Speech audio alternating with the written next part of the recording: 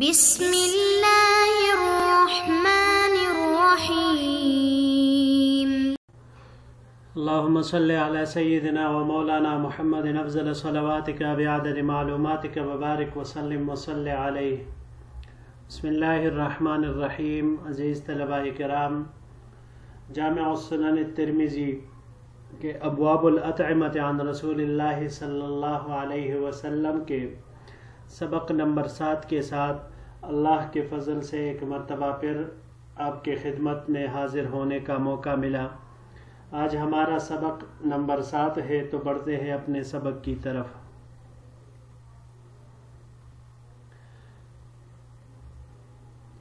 باب ما جاء فی لحوم الحمر الاہلیہ، یہ باب ہے اہلی گدوں کے کانے کے بیان میں۔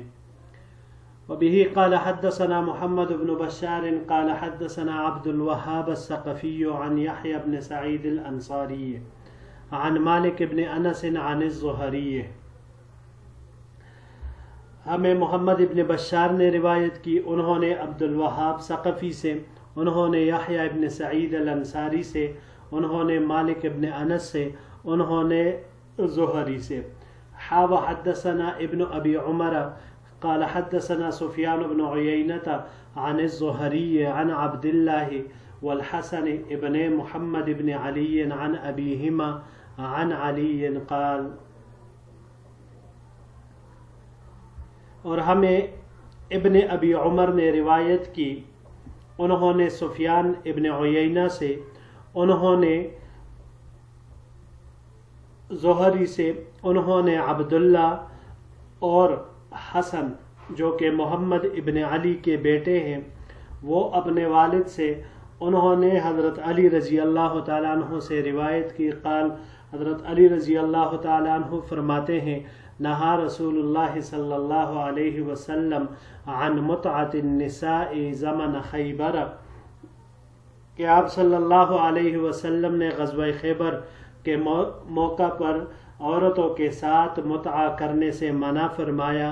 وعن لحوم الحمر الاہلیۃ، اور اہلی گدوں کا گوشت کھانے سے منع فرمایا۔ وبه قال حدثنا سعید بن عبد الرحمن المخزومی قال حدثنا سفیان عن الزہری عن عبد اللہ والحسن ابن محمد ابن علی قال الزہری وكان أرضاهما الحسن بن محمد وقال عير سعيد بن۔ ہمیں سعید ابن عبد الرحمن مخزومی نے روایت کی، انہوں نے سفیان سے، انہوں نے زہری سے، انہوں نے عبداللہ اور حسن سے جو کہ محمد ابن علی کے بیٹے ہیں، انہوں نے زہری سے۔ امام زہری کے ہاں دونوں میں سے، یعنی حسن ابن محمد، اس کے الفاظ وہ زیادہ پسندیدہ ہیں۔ وقال، اور امام ترمذی رحمہ اللہ فرماتے ہیں، غیر سعید ابن عبد الرحمن، کہ سعید ابن عبد الرحمن کے علاوہ عن ابن عیینہ وکان ارضاہما عبداللہ ابن محمد، ابن عیینہ سے روایت کرنے والے نے روایت کی ہے، مگر ان دونوں میں عبداللہ ابن محمد وہ زیادہ پسندیدہ ہیں۔ وبه قال حدثنا ابو قریب قال حدثنا حسین بن علی عن زائدۃ عن محمد بن عمرو عن ابی سلمۃ عن ابی ہریرہ رضی اللہ تعالی عنہ۔ ہمیں ابو قریب نے روایت کی، انہوں نے حسین ابن علی سے، انہوں نے زائدہ سے، انہوں نے محمد ابن عمرو سے، انہوں نے ابو سلمہ سے، اور انہوں نے حضرت ابو ہریرہ رضی اللہ تعالی عنہ سے، کہ ابو ہریرہ رضی اللہ تعالیٰ عنہ روایت فرماتے ہیں، ان رسول اللہ صلی اللہ علیہ وسلم حرم یوم خیبر کل ذی ناب من السباع والمجثمۃ والحمار الانسی، کہ آپ صلی اللہ علیہ وسلم نے غزوہ خیبر کے دن ہر ذی ناب درندے، ہر مجسمہ اور پالتو گدوں کو حرام کیا۔ وفی الباب عن علی وجابر والبراء وابن ابی اوفا وانس والعرباز ابن ساریہ و ابی ثعلبہ و ابن عمر و ابی سعید رضی اللہ عنہم اجمعین ھذا حدیث حسن صحیح۔ اس باب میں ان تمام صحابہ کرام سے بھی روایت ہے اور یہ حدیث حسن صحیح ہے۔ وروى عبد العزيز بن محمد وغيره عن محمد بن عمرو هذا الحديث وإنما ذكروا واحدا نهى رسول الله صلى الله عليه وسلم عن كل ذي ناب من السباع، وإنما ذكروا حرفا واحدا ہے نهى رسول الله صلى الله عليه وسلم عن كل ذي ناب من السباع۔ عبد العزیز ابن محمد اور اس کے علاوہ دوسرے حضرات نے محمد ابن عمر سے اس روایت کو نقل کیا ہے، مگر انہوں نے ایک حرف ذکر کیا ہے اور وہ یہ کہ حضور صلی اللہ علیہ وسلم نے ہر ذیناب درندے سے منع فرمایا۔ اس باب میں دو مسئلے بنیادی طور پر ذکر ہوئے ہیں، یہاں پر موجود ہے نہا رسول اللہ صلی اللہ علیہ وسلم عن متعة النساء زمن خیبر وعن لحوم الحمر الاہلیہ۔ چونکہ اس کا تعلق باب سے ہے اس لیے پہلے اس مسئلے کو لے لیتے ہیں، لحوم حمر اہلیہ، یہی حدیث الباب سے موافقت رکھتا ہے عنوان کے اعتبار سے۔ لحوم حمر اہلیہ یعنی اہلی گدوں کے گوشت کا حکم بیان کیا جا رہا ہے کہ آیا جو گدے گھروں میں پالے جاتے ہیں، گھر کے کام کاج بار برداری کے لیے رکھے جاتے ہیں، تو ان کا گوشت کھانا یہ جائز ہے یا نہیں ہے؟ تو یہاں پر ایک بات ذہن میں رکھے کہ گدوں کی دو قسمیں ہیں، ایک یہی جسے حمر اہلیہ کہا جاتا ہے اور دوسرا اسے حمر انسیہ یا انسیہ بھی کہا جاتا ہے، اور اس کے علاوہ جو دوسری قسم ہے حمر وحشی، اسے کہا جاتا ہے حمار وحشی، مفرد کے لیے استعمال ہوتا ہے۔ حمر اہلیہ یہ انسانی آباد میں رہتے ہیں، انسان کے نگہداشت نگہبانی میں رہتے ہیں، انسان ہی ان کو پالتے ہیں، ان سے کام لیتے ہیں، گھر زمینوں کے کام کاج، بار برداری، نقل مکانی، سامان کی منتقلی، یہ تمام چیزیں وہ ان گدوں کے ذریعے سے کرتے ہیں۔ موجودہ دور میں گاڑیاں ایک سے بڑھ کر ایک اعلیٰ قسم کی چیزیں وہ نقل و حرکت کے لیے اور ایک جگہ سے دوسری جگہ جانے کے لیے وہ استعمال ہوتی ہے، بار برداری کے سامان کے لیے، لیکن بہرحال کافی پہلے زمانے سے وہ یہی چیز وہ ہوتی تھی جو سامان کے بار برداری وغیرہ کے لیے استعمال ہوتی تھی، اور بھی بہت سارے کام اس سے لیے جاتے تھے، سواری بھی لی جاتی تھی، بہت سارے کام ہوتے تھے۔ اب بھی کچھ علاقے ایسے ہیں پسماندہ جن میں یہی جانور چلتے ہیں، خاص کر پہاڑوں میں، کہ جہاں پر گاڑیاں پھر کام نہیں کرتی وہاں پر پھر یہی جانور ہوتے ہیں جو کام آتے ہیں۔ تو ایک یہ قسم کے ہوتے ہیں، دوسرے وہ جو انسانوں کے ساتھ نہیں رہتے، جو جنگلوں میں رہتے ہیں، جسے حمار وحشی کہا جاتا ہے، کہ جو انسان کے کنٹرول میں نہیں آتے، انسان کو دیکھ کر بدکتے ہیں اور وہ بھاگتے ہیں، ان میں کسی قسم کی موانست اور انسیت وہ نہیں ہوتی، یہی وجہ ہے کہ انہیں وحشی کہا جاتا ہے۔ اب ان کا حکم کیا ہے؟ حمر اہلیہ کے بارے میں تو اختلاف وہ ذکر کر دیتے ہیں، لیکن پہلے حمر وحشی کے بارے میں جان لیتے ہیں۔ تو اس کے بارے میں یاد رکھ کہ حمر وحشی جسے جنگلی گدھا بھی کہا جاتا ہے، اس کا کھانا جائز ہے۔ جس طرح جنگلی ہرن وغیرہ کا شکار کر کے کھایا جاتا ہے گوشت، تو اسی طرح حکم یہ جنگلی گدھے کا بھی ہے۔ وجہ اس کی یہ ہے کہ حمر وحشیہ ان میں یہ حمر اہلیہ والی عادات، اطوار اور دیگر چیزیں نہیں پائی جاتی، گندی چیزوں کے کھانے کی اور دوسرے برے عادات وغیرہ وہ ان میں نہیں پائی جاتی، تو اس وجہ سے ان کا کھانا وہ جائز ہوتا ہے۔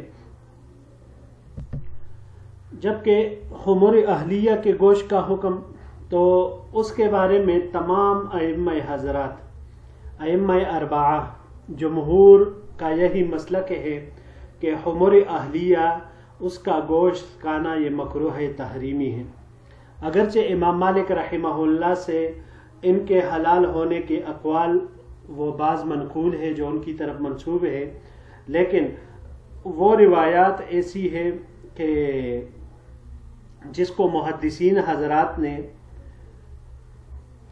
شاذ قرار دے دیا ہے، معلول قرار دے دیا ہے، ضعیف قرار دیا ہے۔ مثال کے طور پر ایک روایت میں آپ کے سامنے پیش کر دیتا ہوں، ابو داؤد شریف کی روایت ہے کہ اس میں ایک شخص آیا حضور صلی اللہ علیہ وسلم کے پاس، ان کی خدمت میں حاضر ہوا اور عرض کیا۔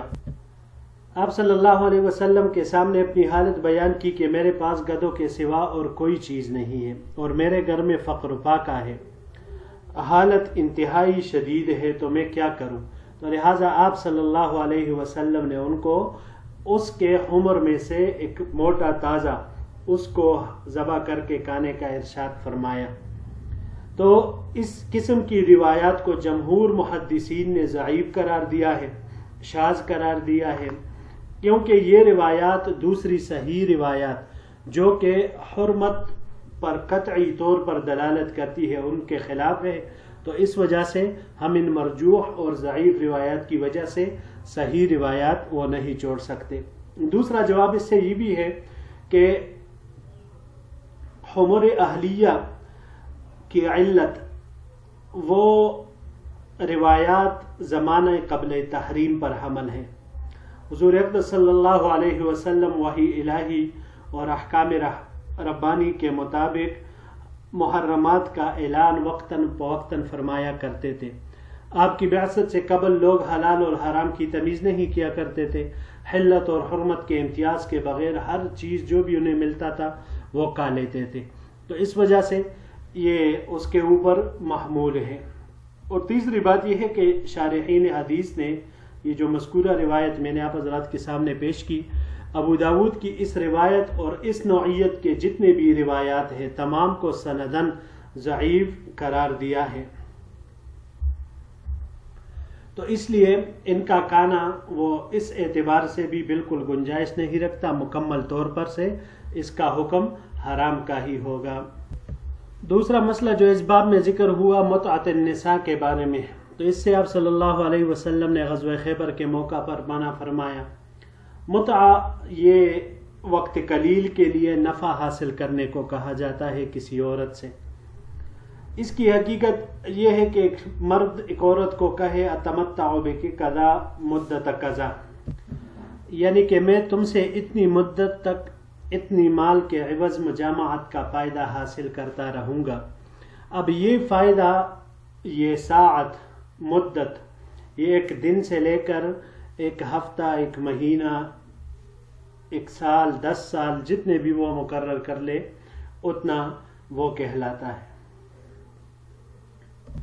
اور اس وقت کے پورے ہونے پر پھر ان کو طلاق کی بھی ضرورت وہ نہیں رہتی۔ متعہ کے جواز والے کہتے ہیں کہ جب وقت پورا ہوا تو لہٰذا دونوں کے درمیان بس فی الفور وہ فرقت واقع ہو جاتی ہے اور طلاق کی ضرورت ہی نہیں رہتی۔ متعۃ النکاح، اس کا شرعی حکم کیا ہے؟ جمہور اہل سنت والجماعت ائمہ اربعہ رحمہم اللہ کے نزدیک بالاتفاق متعہ یہ حرام ہے۔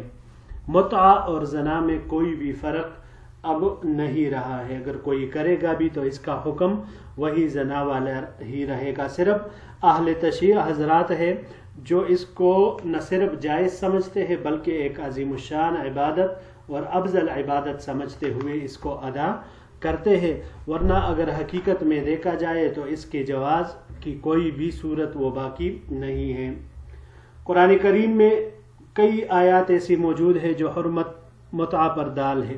مثال کے طور پر قرآن کریم میں ارشاد باری تعالیٰ ہے سورہ مومنون، والذین هم لفروجهم حافظون الا على ازواجهم او ما ملکت ایمانهم فانهم غیر ملومین فمن ابتغى وراء ذلك فاولئک هم العادون۔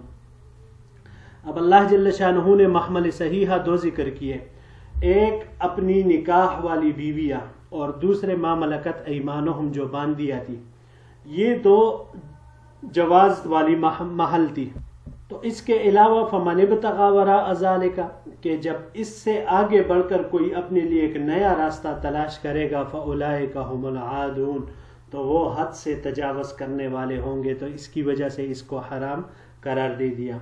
دوسری آیت قرآن کریم میں ذکر ہوئے فَانْكِحُوا مَا طَابَ لَكُم مِّنَ النِّسَاءِ مَثْنَىٰ وَثُلَاثَ وَرُبَاعَ، تم نکاح کرو جو عورتیں تم کو پسند آ جائے، 1 ہو 2 ہو 3 ہو 4 ہو۔ تو اس آیت میں شرعی نکاح کے لیے اللہ جل شانہ نے منکوحات کی حد مقرر کر دی ہے۔